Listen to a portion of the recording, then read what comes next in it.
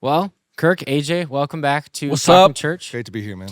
Glad you're here. So we recorded an episode. We were figuring out how long ago it was. It was like 18 months ago. We recorded it. Us three. Us three, titled Wow. Working as a Creative in the Church, I think is what it's titled. And it's been a great episode. A lot of feedback over the last year and a half of people that really enjoyed it. And so I thought, might as well do part 2. For 17 months, I was at another church, and I just got back on staff, and I'm thrilled to be back. So I'm just kidding. Learned a lot about It's a creativity. total lie. I'm just joking. Well, we're glad you're back. It's been a great 18 months with you guys. I was just joking. We all had sabbatical this year, though. Man, that was great. Yeah, very good. Yeah. That's true. Not everybody just gets those all the time. No, I'm saying the three of The us. three of us. We Yeah. all had our different years, but we all hit like our marker of Yeah. sabbatical. After 7 years, after 12 years, get a month off and rest and relaxation. Should we talk about that? I'm just joking. Well, I want to. Here's what we said 18 months ago. Oh yeah, let's do a part 2 soon. Well, okay, it took a while, but last time it was more about okay, as a creative working in the church, the attitude we should have. And again, I encourage those. We'll link it below, and if they want to go listen back to that one. AJ, you haven't listened to it. You said Well, I've listened to it, but I haven't You didn't watch watched it. it Oh, got because it's my problem. you just don't want to watch yourself. Yeah, I'll get over it. Yeah. Well, Yeah. it's available on YouTube if you want to check it out anytime. Hey, just for the listeners, I've also not watched it. Did you listen to it, or you didn't? I don't either? think I listened to it. Thanks for My wife supporting the didn't know. podcast. No, it's weird if you're like, I mean, going back and listening to yourself, but Oh, I'm happy it is to weird. be here. I'm and happy- for yeah. part 2. Yeah. So here's what I want to talk about. Being a creative in the church is totally real, but being a creative in the church and then becoming a leader in the church is very different. And we kind of touched on that last time, but I think we can get more in depth of how you needed to grow as a leader in order to not just be a creative person. You actually have to grow in a lot of areas. But then at the same time, you don't want to lose the creative spirit, the creative edge that you have that makes you who you are. And I find that myself, like if I can put myself in that camp as well, I find that as a struggle all the time. Like I don't want to lose that creativity. I don't want to lose that entrepreneurial attitude. I don't want to become corporate. We could get into that too. There's a great book from I think the 80s or 90s, Barbarians to Bureaucrats, and it talks about how many churches and organizations become bureaucratic. They become corporate, and then they become aristocratic, and they only care about themselves. But I mean, how would you say, like, when you think about your growth, if you were to verbalize your growth in this organization the past decade plus for both of you guys, what would you say are some of the main points and main keys that have allowed you to grow from being a creative person to being a creative leader? I think it's a great question, and I just want to highlight the fact that Aaron first was a drummer at our church and has over how many years? 17 years or something like that? Probably 16. 16 Yeah, years probably. has become Pastor Aaron Johnson overseeing all of our creative departments. And so, yeah, you've always been a creative, but now you lead all 5 creative departments in Yeah. our church, which is pretty incredible. So I'd love for you to answer it. I just didn't know if everybody knows what you're doing. Yeah, no, awesome. Man, ways that I've had to grow. I think, or how I've grown, I think the first thing that comes to mind is you have to always look beyond what you're currently doing. So I had to look beyond just caring about the drums that I was playing or the worship. And I did that for a long, long time. But if I wanted to grow or look at like what could the future be, and it wasn't even like I need to grow my career, so I'm going to do this. It was just like, if you care about the entirety of the thing, you're going to see things and you're going to lean in different ways. And I think that's like a massive, and I teach that with the team. It's like, we need to care about the entirety of the service or the organization, not just my film that I'm making or my song that I'm writing or whatever. And so I think that's a huge first thing, is like just staying curious and looking beyond what you're currently doing, what your hands are in right there, and how else you can give to the organization or grow. A couple practical things is I've had to grow my organizational skills for sure. Creatives always get a bad rap on like they're not organized, they can't follow a calendar, they're always late. I don't think that's true. I think that's sometimes a cop out. I've had to grow a ton in that. If I'm leading a team, I can't just be at whim of how I'm feeling.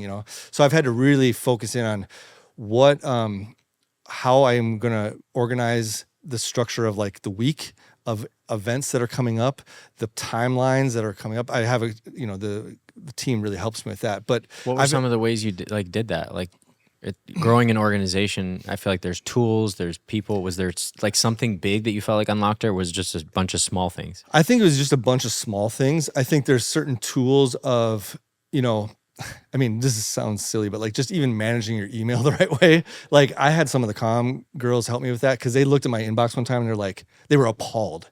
They were like, this is an absolute disaster. And so I had them help me like organize it. And I know that sounds kind of like a silly thing, but I think a ton of people, because I had like I don't know what the right way to do it is. Yeah, but I don't know. I'm curious. I'm like, what am I doing inbox, wrong? Like I just wasn't using folders correctly. Like, so my inbox had like 800 emails. And it's like trying to find guilty. And shout out to Maddie Bennett. I know I need to talk to them afterwards because my Gmail's that way. It's just like total spam. Literally, it's funny we're talking about email inboxes in a creative podcast, but it was like that was really helpful to me in terms of like. Sorry, my life is flashing before my eyes because I've never organized I've never used folders in email, so I need this podcast. She looked at my inbox. And literally, I thought she was going to throw up. This is Maddie Bennett. She's the best. And she's like... She is so organized. Yeah. And so fast. I felt so guilty just by the look on her face. I was like, I'm supposed to be the leader. I'm just like a disaster. She's like embarrassed for you. Like, oh, wow. Yes. Don't tell anybody that this is what your life is like. So another thing that I've had to really grow in, this is in terms of like leading the team, is I have a habit... and not a good habit of not being able to make like a firm decision on like as simple as like when meetings should happen or what should be happening at meetings until like I feel it. And I just had to get ahead of it and go, okay, this is the cadence of what we're doing to get to whatever result we're going to, and just put it on the calendar, just make it happen and trust that I'll get it all together by the time the meeting actually happens. I would notoriously like, just kind of be a little bit chaotic, like, week of, I had to move meetings around because I wasn't as scheduled as I should be. And then what I learned pretty quickly is that just created disorganization and chaos in the team. And so when you talk about like what things you've learned, I've learned that I shouldn't be and don't need to be the most creative person. That's not actually my job. My job is to help foster an environment where people can be really, really creative. And so what I learned is if I'm not structured in emailing stuff and inbox and timelines and things like that, that actually creates chaos in the people that I'm trying to lead, and they don't feel like they can excel. So that's a couple. I'm convicted. I think it's a great response. I would first say we need artists. We need creative people. We need, just in life, you need a skilled tradesman that is not, they don't just all go off and start their own companies and build these huge businesses. Like you need a technician who knows what they're doing. And this podcast is not a value statement about, you become a creative leader and so you're better than what is just a creative. But sorry to interrupt you, but I think that most creative people, the longer they stay at their church, the more they're forced, not like against their will, but just the longevity creates a comfortability with the pastor where they're often put in leadership positions, whether they ask for it or not. A lot of worship leaders, a lot of communication directors, a lot of people find themselves in these positions. And I think more often than not, the reason why I think our past episode did so well is because people they're thinking, I need help in how to grow in that area. So again, sorry to interrupt you, but I do think that maybe they want to be a worship leader and that's all they want to be. They don't want to lead teams, but because of the byproduct of the growth in their church or what their lead pastor is asking them to do, it's a part of the job now. Yeah, I think sometimes you can be elevated to a leadership position as a creative person, and it's actually not how God wired you, and you're immediately anxious and stretched. And I think the Lord can give you the grace in that role, and He can grow. I think God can do anything in anybody. He can grow you, but I think it's knowing who you are and being secure in who you are. We have friends and that are a part of this church that have kind of stayed in a very similar role as creatives and little leadership things. And I don't mean little, but leadership responsibilities along the way, but not like what you've kind of ascended to in leading an entire division in our church ministry division.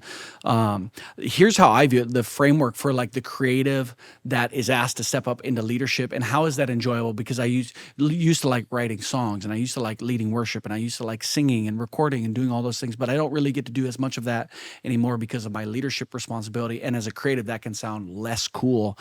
I view myself as a builder, and so when I was building a song or a set list or something like that as a worship leader, that was my creative outlet.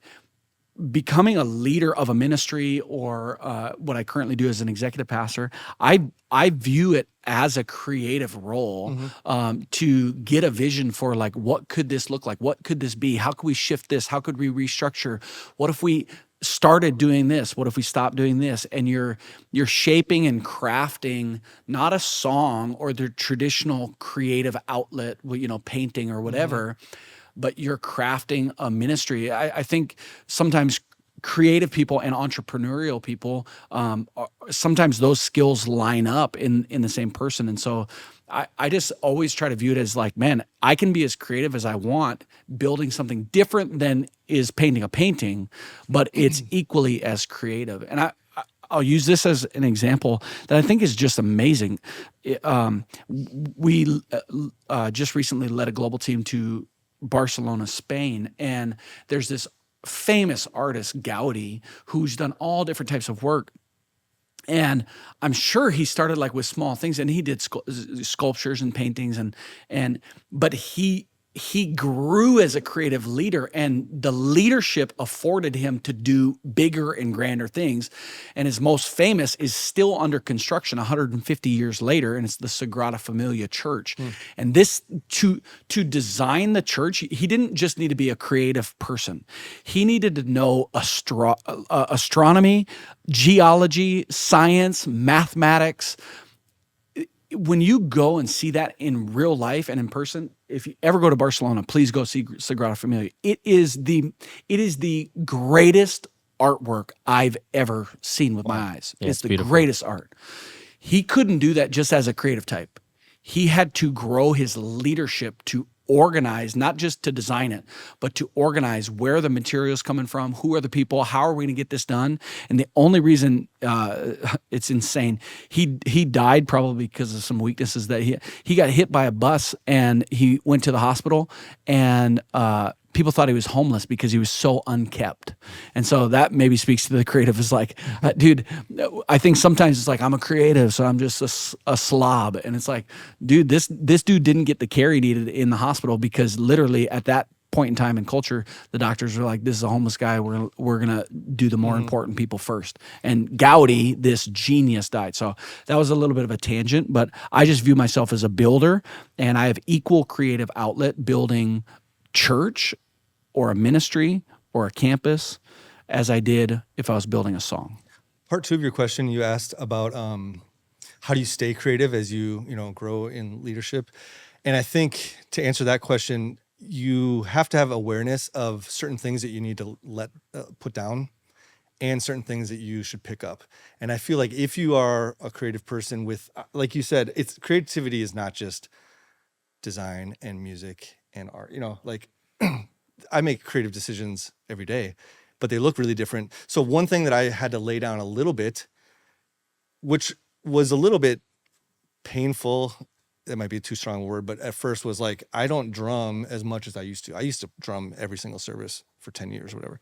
So I knew that it started with like our big events like Sparkle. All of a sudden I'm like which is our women's conference, by the way. Shout out Sparkle. We love it. Love it. But I learned for my role, I had to care about a lot more than just drumming. So if I was drumming, that really clouded what all the other things that I needed to pay attention to. So I had to lay that down. Now, the benefit of that is now all of a sudden I'm able to speak into the entire thing, the lighting, how the video is done, the video stories that we play in the service, the backdrops. I mean, like everything, all the music, what people are wearing. All of a sudden, so like I feel like I laid down a part of creativity that I felt like was kind of like my sweet spot. I had to grow on seeing a lot of other things, and I've actually enjoyed it a little bit more. I'm like, awesome. And a byproduct of that is now I got invested and gave someone else an opportunity to do that music thing. Yeah.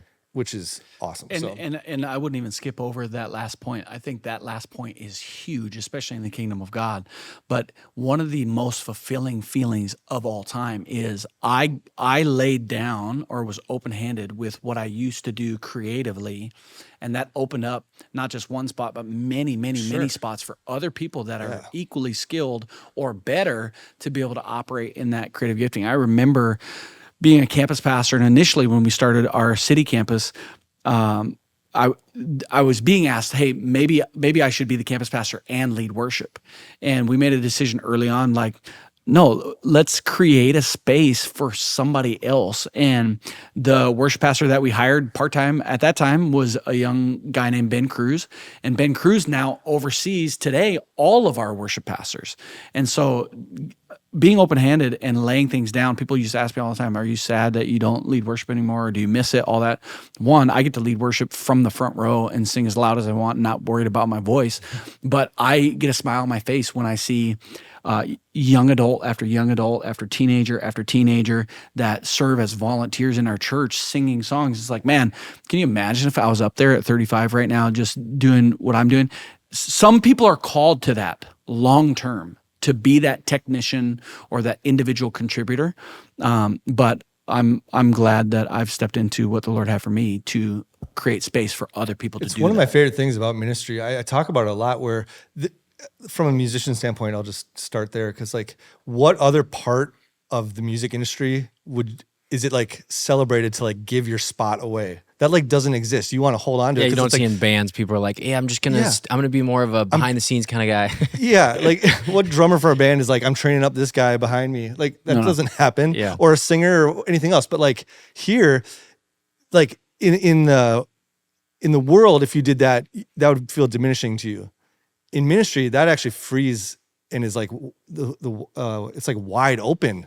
You can do that over and over and over again with multiple people. And I've really, really enjoyed over the years training up drummers and musicians at the church. And I mean, there's many weekends where I don't play at all. I'll just go and be at church and support the team. And like, that's such an awesome thing when we have this many campuses and all that. So yeah, 100%. One of the things that's hard when you are overseeing people and you have a creative eye is you have a creative preference. We all have creative preferences. We may have a lot of preferences that we agree on. We may have preferences we disagree on. And sometimes as a leader, it's your call to make. And sometimes when it's your call to make, you're actually making a decision that puts some of your team members at odds with each other. I think we have a team that generally is pretty united. Even if, a decision is made, they're going to support it most likely. But you are kind of picking which one of your kids you like their drawing better. And they're like, which one of these do you like? One of these is going to be shown on the weekend, the other one isn't. Or, at a conference, hey, do you like this opener or do you like this opener? Or, the songs you pick to go on a record, right? Hey, what do we think about this song? And there's a few other songs that were written by some other team members. How have you helped yourself, where I think some people, they struggle with this? How have you grown in that decision making, grown in your trust that you're going to make the right call, grown in understanding you might let somebody down by making a call? That to me has been one of the hardest things in leadership. For sure. I'll jump in. It's awesome that you bring that up because it's been something I've been thinking a lot about. It's like I approach for years and like probably my whole life, you approach your opinion as your opinion. It's like this, I don't think this isn't necessarily the right way. And then all of a sudden you're in a spot where it's like you're a leader and it's like, oh, all of a sudden now my opinions actually carry a lot of weight, even if you have to like fight that tension. It's like, is this still just my opinion? what is the right decision.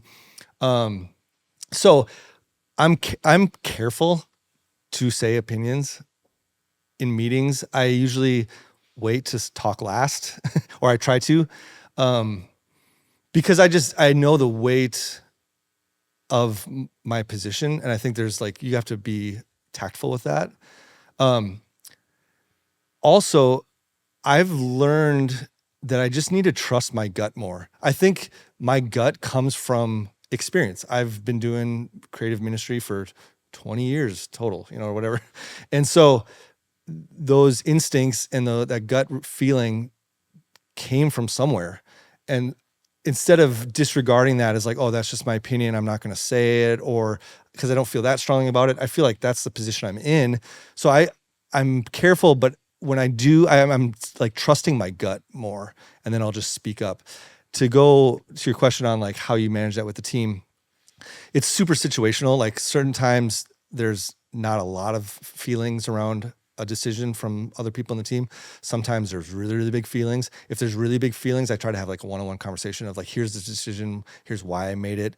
Not to like coddle everybody's feelings, but like sometimes if somebody's really invested in something and you know that they're going to be bummed out, a simple conversation of like, hey, I had to make a decision. We're going to go to this route. And sometimes, you don't know if it's the right decision all the time. A lot of times you don't. You're just trying to lead the best that you can. So I think there's tons of room to let the team, let the creatives make the art without having to be this creative dictator that's like, this is what I like, this is what I like, this is what I like. There are things that you do have to step in and say, I'm making a decision. This person's going to sing on the album or not sing on the album, or we're going to choose this song, or we're not going to do that opener. That's a good idea. Thank you so much.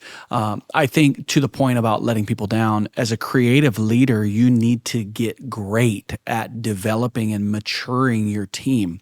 They need to go through experiences being chosen and dealing with that humbly, and not be chosen and dealing with that humbly. I remember our oldest daughter, Adley, she's been singing in the kids' Christmas musical for the last few years, and she last year auditioned to get an acting part. She was very excited, wanted an acting part. She also auditioned for a vocal solo, and she's very artistic, very theatrical. She worked really hard. She goes to the audition, and she eventually gets the call that, hey, we chose somebody else. She didn't get it. And I remember being a dad, and this is like creative leader for my daughter, say, hey, I actually think this is good for you. And she was like, what? Like dealing with this as a third grader at the time. And I said, it's good because you need to experience things in your life where you understand that there are other people out here that are really great at what you also love. And so a different person got it, maybe because they're better than you. Maybe it's just they're older, or maybe it's creative and it's artistic, and the leader just made a decision. It's not necessarily because they're better, but it was a creative decision, and that's what they chose. But here's what's super cool, Adley. God's given you a whole bunch of gifts, and you also got the call. She got one of the vocal solos that she got to sing, and say, everybody's gifted differently, and sometimes you're going to get chosen, sometimes you won't. And allowing your team to go through the emotion of that and pastoring them. We're in ministry, so it's like you got to pastor people through the emotion of that to get over themselves, to learn how to eat humble pie, and to also, when they are chosen, to just go like, man, I could take it or leave it. This is not my identity. I'm so glad I was chosen. I want to do the best that I can to steward the gift that God's given me for His glory. But I'm not going to gloat about it, and I'm not going to expect it to happen every time. I'm just bringing my gift, and whatever happens, happens, and leave it in the hands of your leader, in the hands of God. But it's your job as a creative leader to develop and mature your team. Yeah, sometimes we want to get it perfect, and I love baseball, and a great hitter in baseball gets on base 3 out of 10 times. But I do think there are some people that they don't get on base 1 out of 10, and then they are out of the league. And I think that is maybe a message to some people to where, hey, are you hitting a good batting average? Like, are you doing well? Maybe not every time. Or is it never is my work ever picked? Then maybe you are in the wrong spot, and maybe your leader is keeping you there just to keep you there, and maybe you need to have a conversation. Hey, I've spent all my week designing stuff, creating stuff, and you never use it. I like getting paid, or I like being a volunteer here, but am I in the right spot? And hopefully your leader is strong enough to tell you that beforehand. But sometimes you might need to have that conversation to say, am I in the right spot? And I know for me, like kind of answering my own question, I've had to learn that I need to ask questions when I don't know the repercussions or I don't know how deep something goes. Like if it's, hey, choose between this and this. Usually I'm not going to just do it. I'm going to say, well, who made that? And who made that? And how much time do we have invested? And how much does that cost? Yeah, Yeah, totally. Those different things. Like which one do you think is better? And I would say for the most part, most people on our team don't use that as like a way to trap, it's usually up the chain through the right process. But I think that there are times where understanding the decision making and understanding, we had a couple things come up from albums, the last one, and from albums in the past. This last one, there was a mix. Kind of, not all of us agreed on what the mix was supposed to be, and the decision, you kind of laid it out and said, all right, well, here's our plan. We can either release it with this mix, or if we don't release it, we're gonna have to delay because we're gonna have to remix it, or we can update it on the next release. And I think that's the plan. I think that's what we ended up doing. And again, it's fine. People are like, what? They wouldn't even know. Yeah. But that was like a disagreement. We came up with a solution. There was another time a couple years ago with an EP that was going out that I was over the approval of this, and I hadn't seen it until it had already been submitted, the art for one of our singles. Sure. And to me, it looked kind of like a demonic thing. And I literally was like, what? I didn't see that. I didn't get to approve it. And everyone was, no, it's all good, no worries. And then there was one other person that kind of agreed with me, and a lot of people were saying, no, it's not a big deal. And I knew I had to make the call. Yeah. And I said, nope, we're going to delay it. We have to pull it and change the art. I understand what you were going for, but I think those people will look at that and they'll see something that it's not meant to be. Yeah. And maybe I was wrong on that, but I literally took some relational equity from it. We delayed our single release because of it. But I had a gut feeling, and I would stand by it today. Yeah. But I think sometimes you can be very open-handed, not a big deal. And other times you need to say, I know how this is going to affect the church. I know how this affects our leadership. I know that you wearing that on stage or you releasing that social media post, that is not a big deal. There's been all sorts of things in youth ministry and creative ministry that we do lead a church. We're not creative evangelists. We don't have just a creative Instagram where we can, there's a lot of like Christian, influencers that can just make fun of the church all day long. Well, yeah, it's funny for a bunch of church people, but when you're actually pastoring, you do that. And then, oh, there's a family over here that's offended by it. And oh, you offended this person. When you're kind of, I don't work at a church, you can do that. And I think sometimes we pretend that like that's our environment. No, we're pastoring real people, and there's consequences sometimes to our actions. Yeah, you bring up a great example. Like I feel like those types of things that you're talking about, like the album art that maybe would have came off wrong and released. Those are the things that I feel like I have eyes on. Like, is this gonna come across a certain way? Is this post gonna sound like in a way that we don't want? Does its image work? I'm speaking, those are the things I speak up on because I feel like that's the spot I'm in the organization to protect the organization, the team from those types of things.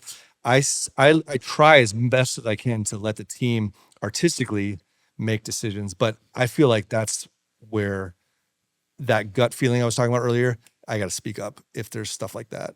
Mm-hmm. Yeah. And I would say just in regards to building your creative team and how you're leading, a lot of it has to do with who's on your team, like who are they? And I think there's the temptation creatively to always choose the most talented person. And don't get me wrong, I'm a huge fan of meritocracy. Who is the best, they should get the role. But creatively and in ministry, sometimes it's subjective. And for ministry too, it's like, it's not so much about the talent, although you got to be gifted by God in this area. It has a lot more to do with the heart of a person. And so creatively, as you're assembling team, me personally, I would way rather choose the person that might be a little bit less skilled, but obviously gifted, than the person that is more skilled that has a bad attitude, and the person a little bit less skilled just has an upright, humble heart. Like they're not playing down to anything. They're like, I can't believe I get to be here. I can't believe that the Lord opened up this door. I want to give this everything I've got. I'm all in. Versus the person that's like, I'm awesome. And what I do is going to be the best, and I think it's the best. And if they don't choose me, they're going to hear it. And a lot of people that are critical, a lot of creatives that are critical of their creative leaders' decision making, it's only because they're either arrogant or they've just never led people before. They've never had to lead a team. They've never had to make those types of decisions. So they're great consultants and critics, but until they bear the weight of it on their shoulder, they just couldn't understand what it means to have to create certain creative decisions. Yeah, I think that's one of the hardest parts in leadership, outside of just creative people, is knowing that I realize I didn't have the respect of the difficulty of decision making and the difficulty of leading people when I wasn't leading people. But now that I'm in that role, you can't force that knowledge onto those who I didn't have it before. I only got it from experience. And I think that's so hard because we want to be like, come on, don't you understand? No, they don't understand. But at the same time, you still have to lead them and help them process through some of these decisions. And, we talked about it last time we chatted about creative art gets celebrated at a much higher degree because it's not as many people can do that. But sometimes that celebration comes with the assumption that I'm correct always, and I've had to realize and grow, probably even from the last time we recorded this episode, I've learned a ton about I can't just make those calls without relationship. And I've tried my best, and I still am try to do better at this, in trying to pour into the relationship when a call doesn't need to be made. You all know like those situations when it's like, oh, hey, let's get together, and someone wants something from you. It's like, oh, come on, hey, let's go out to lunch, and hey, at the end of this, you're gonna say, I know we're gonna have to go with the other pitch. No, I want to go out to lunch, and I want to, when there's not a pitch, when there's not a disagreement, when there's not a problem, I want to have that equity with my team on influence. I hope and I expect that everyone on the team, if I make a call that's against what they're doing, that we have that trust built up to where, no, I get, if that's the gut feeling you have, I trust you. We have that equity. And I do find at times that whenever I make a decision that I don't feel good about how the other person received it, usually it is, I don't feel like I had a strong enough relationship with them before this happened, or I didn't deposit enough into our relationship. It was only more transactional. So yeah. I think sometimes too, you can be a little bit, play the other side of the coin. You can be a little bit too careful with people's feelings. True. And I think sometimes people are just like, just make a decision. I don't really care. Like, we want to know where we're going. Yes. So I think sometimes you can shoot yourself in the foot with like, Agreed. Oh, am I going to be, how's this person going to feel? How's this? I literally had somebody in a meeting the other day was just like, just make a decision. It's all good, whatever. I was like, okay. Take a load off your shoulders with that. I do think I do like the perspective of becoming a creative leader, not a creative dictator. And it's very different than being some type of celebrity all-star, amazing. And you've got your team and they're all doing your bidding, like I think as a creative leader in the church anyways, when you have great volunteer teams, when you have great people trained up, when you've got maybe a staff or department heads working for you, I think there is this element of, let's see how few decisions I need to make. I'll set the course, I'll cast the vision and the direction, but like that to me, that's empowerment. And there's this beautiful thing of everybody working together. And so I think that's just worth saying is, I've heard it said before, a leader is doing a good job when the team goes, we did this by ourselves. And I think that can be taken to an unhealthy level as well, where the leader is totally absent. And it's like, where's our leader? And we're doing this all by ourselves. Yeah. But the example of Pastor Abba, I think, does a great job in our church of he sets the course and then he gives great empowerment. It's not him making every call. Now, if you ask him to, he's very decisive and will give an opinion and make a call.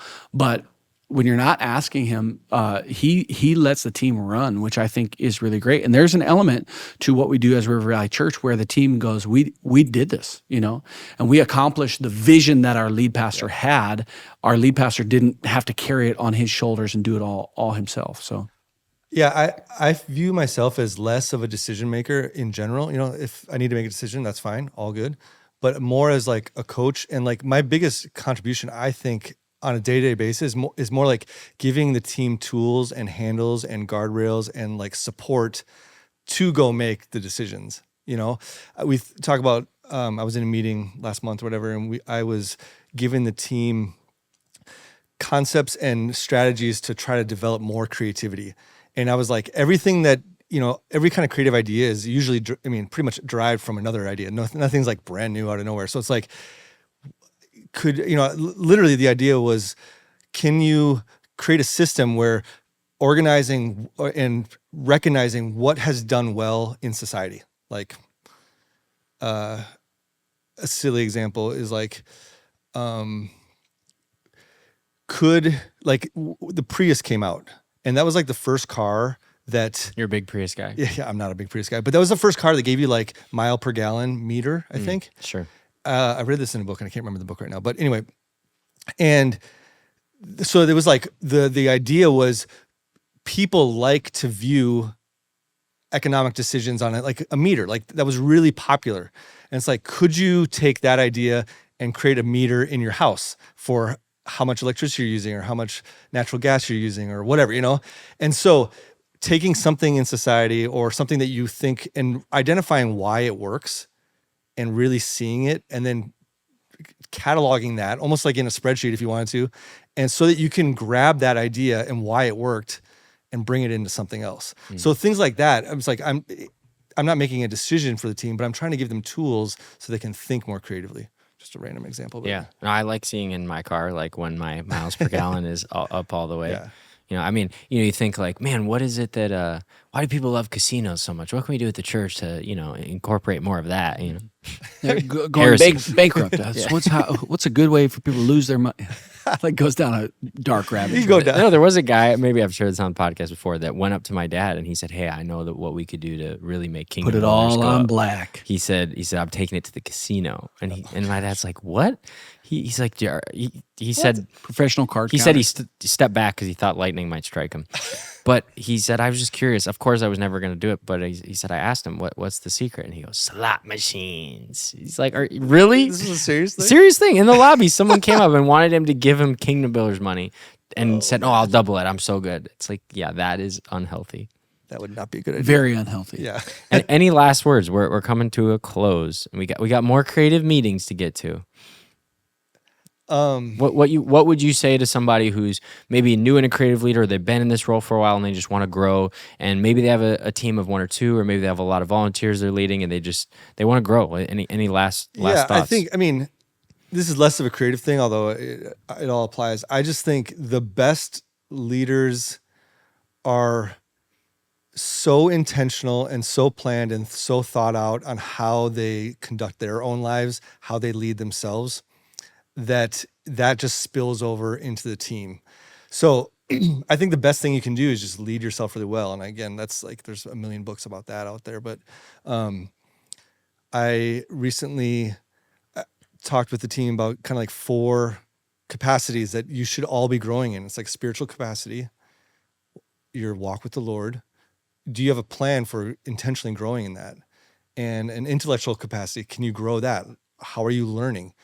Staying stagnant is never really an option in my mind. So what are you doing to learn?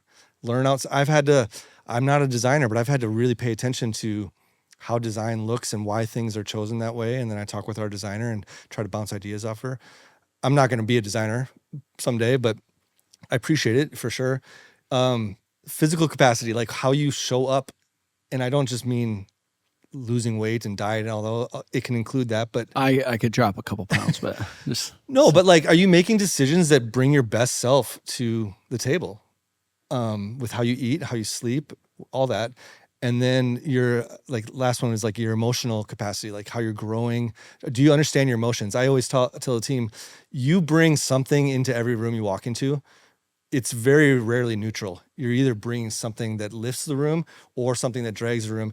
And I don't say that you always need to put on something fake to lift the room. Sometimes you're bringing in something, but no, that is a downer thing. I think having the awareness of that and responding appropriately to the room is okay. You can't always be up and perfect, but those are kind of the things that I think every leader really should have a plan, like almost like a written out plan of how I'm growing in these areas. And that will encourage and inspire other people. And I've just seen it in my own life set the team up well when I lead that way. So. Yeah, really great. I would just encourage the creative leader that was a creative and now is leading a bunch of creatives, that God is going to stretch you. It's going to be there's going to be problems that you have to solve that you're like, I've never had to do this before.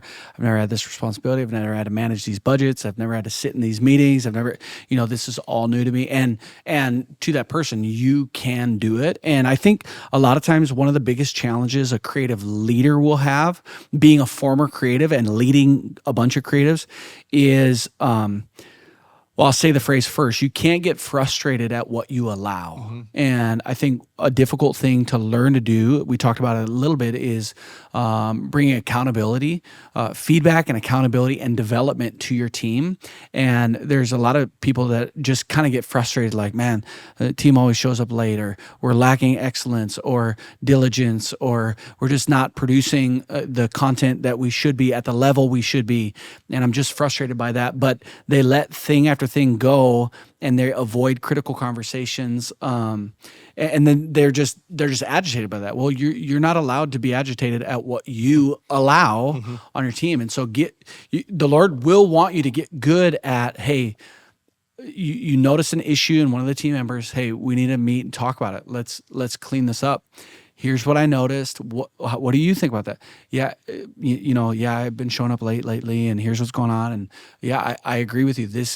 We have to see this change. You can do better than this. And having those critical conversations, believing them, building relationship, pastoring them through some of those things, and seeing them go to the next level of their leadership.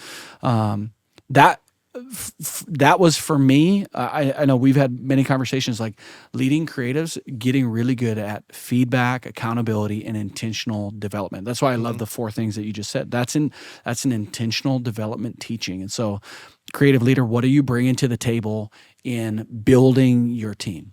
Awesome. Love it. Well, thank you for being here today, helping, and we'll see you in a year and a half for part 3. Oh yeah, we love you. Thanks so much. Thanks.